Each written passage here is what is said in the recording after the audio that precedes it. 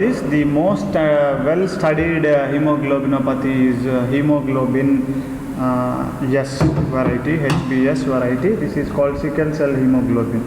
So the sickle cell hemoglobin formation in the body is associated with a condition called as sickle cell anemia. Sickle cell anemia. Anemia means is a decreased concentration of hemoglobin is considered as anemia. Okay, so decreased synthesis of hemoglobin in the body condition is called as anemia. Okay, so it results in a condition called anemia. I told you that normal values for male is 13 to 17 gram percentage, and if it is female it is 12 to 15 grams percentage, like that I have told you. So if anything less than this, the severity of the anemia is defined. Okay, so abnormal synthesis of hemoglobin is associated, sometimes it is associated with anemia. So abnormal sickle cell hemoglobin formation is associated with a type of condition called as sickle cell anemia. So this is the most common variety of hemoglobin variant that is observed worldwide. So this is first molecular disease also, which is proved that the theory of one gene one protein concept. One gene one protein is a theory is there in molecular biology. So this is the first molecular disease which is identified involving the genes regulating the involving the genes regulating the synthesis of proteins. So one gene one protein concept is also there in molecular biology. So this is the first molecular disease which proved that theory of one gene one protein concept is correct. So if you see the sickle cell hemoglobin, a person has two inherited genes for HbS, one from each parent. So it is a classical example of genetic mutation that result in abnormal hemoglobin molecule. It is a classical example of genetic mutation that result in abnormal hemoglobin molecule.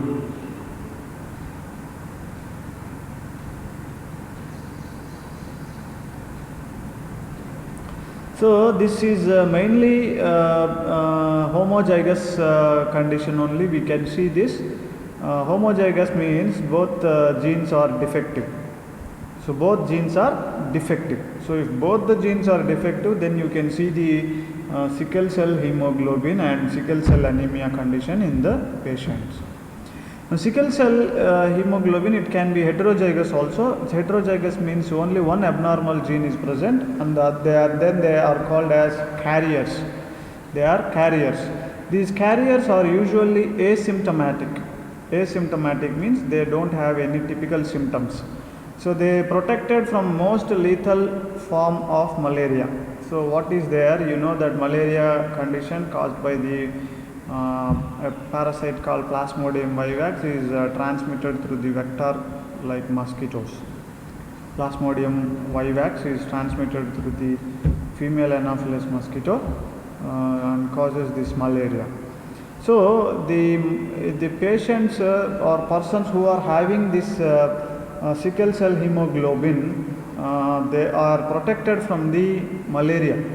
Because what will happen in HbS patients, HbS hemoglobin variety of patients, what will happen is this is an abnormal hemoglobin. You know that RBC lifespan is 120 days. 120 days is the RBC lifetime. But actually what happens is, in case of sickle cell anemia or HbS hemoglobin, the lifetime of RBC reduces. So the RBC will die within a short period of time instead of surviving for 120 days. As a result, the cycle of this parasite is not completed in the RBC. So as a result, what will happen? They have developed some resistance over the malaria, those who are having this HbS variety of hemoglobin. So HbS is an inherited autosomal recessive disorder. So here the defect is the change in the glutamic acid, which has to be present in the 6th position of beta chain, is replaced with another amino acid called as valine. So it results in the formation of this sickle cell hemoglobin. So single amino acid substitution leads to polymerization of hemoglobin molecules. So once this valine is replaced in the 6th position of glutamic acid, It promotes the polymerization of hemoglobin molecules inside the RBC. So as a result, what will happen? The substitution of hydrophilic glutamic acid by a hydrophobic valine amino acid causes a localized stickiness on the surface of the molecule. So when hemoglobin S is deoxygenated, molecules of hemoglobin polymerize to form pseudo-crystalline structure known as tactoids. So in HbS variety of hemoglobin, what will happen? The hemoglobin polymerizes to form pseudo-crystalline structure known as tactoids. These distort the RBC membrane and produce sickle shaped cell. These distort the RBC membrane and produce sickle shaped cell. This polymerization is reversible when reoxygenation occurs.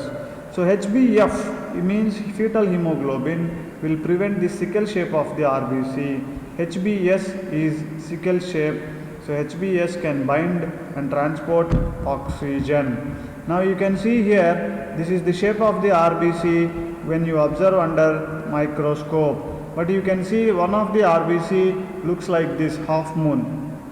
This is called sickle shape or half moon shape. So since the shape of the RBC is becoming sickle shape, this type of hemoglobin is called as HbS, and the type of anemia associated with this disorder is sickle cell anemia. Okay, so you can see in this diagram clearly that this is the sickle shape of the RBC. Actually it should be biconcave, or appears when you observe under microscope, compound microscope, it appears round in shape. Okay, but actually it is biconcave. So but instead of that spherical shape, this is appearing in sickle shape. This is called sickle cell hemoglobin and sickle cell anemia. If you see the clinical features of this sickle cell hemoglobin and sickle cell anemia, sickle shaped RBC is precipitated by conditions called hypoxia, acidosis, dehydration and infection.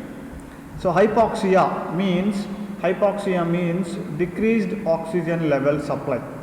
Okay, so the patients, the tissues of these patients, they are always suffering in decreased availability of oxygen. So that is called hypoxia.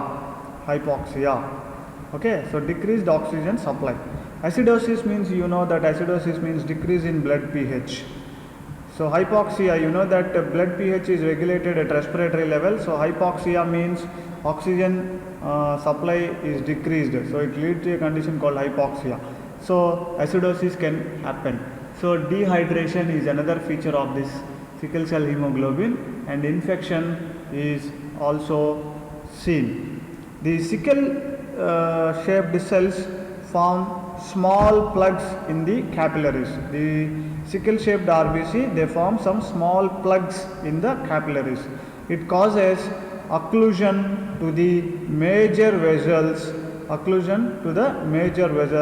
and can cause severe pain. So as a result, if the occlusion can take place in the spleen or in the heart, can be possible. So infarction in organs like spleen can take place. Infarction means pain. This pain comes because of the poor supply of oxygen to the organs and tissues. So it leads to a condition called infarction because of the poor supply of oxygen. This is because of the formation of plugs, because of the polymerization of HbS variety of hemoglobin. They lead to the formation of plugs which can block the blood supply in the arteries or in the veins. So as a result, it will cause occlusion, which results in pain and decreased supply of oxygen, leading to a condition called infarction. Now death usually occurs in the second decade of the life, means maybe they can survive up to 18 to 20 years or some more time in the 20s. So late 20s they may die because they may survive, but they may not be able to survive more than 20 years or so. So vaso-occlusive crisis, if you see, is the most common crisis in case of this HbS variety of hemoglobin. So plugging of small vessels in bone produce the acute severe bone pain also. Acute severe bone pain also. So investigations how to detect this sickle cell hemoglobin, it can be detected by electrophoresis technique. So by doing electrophoresis we can identify the sickle cell type of hemoglobin.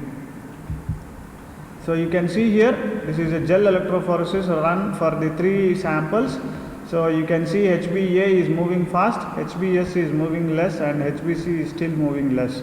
So based on their movement we can identify their molecular weight, and then we can identify what type of hemoglobin it is in the electrophoresis. So electrophoretic pattern is the diagnostic